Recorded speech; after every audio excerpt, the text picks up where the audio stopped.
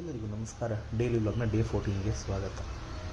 ಇವತ್ತು ಬೆಳಗ್ಗೆ ಎದ್ದು ಬಿಸಿನೀರೆಲ್ಲ ಕುಡಿದು ಸ್ವಲ್ಪ ಡಿಫ್ರೆಂಟಾಗಿ ಏನಾರು ತಿನ್ನೋಣ ಅಂತ ಜಿಲೇಬಿ ಫಾವ್ಡ ಸ್ವಲ್ಪ ಗುಜರಾತಿ ಸ್ಟೈಲ್ ತಿನ್ನೋಣ ಅಂತ ಅದನ್ನ ಹಾಕ್ಕೊಂಡು ತಾರಕ್ ಮೆಹ್ತಾ ಉಲ್ಟಾ ಚಶ್ಮಾ ನೋಡ್ತಾ ಟಿವಿ ತಿಂದ್ವಿ.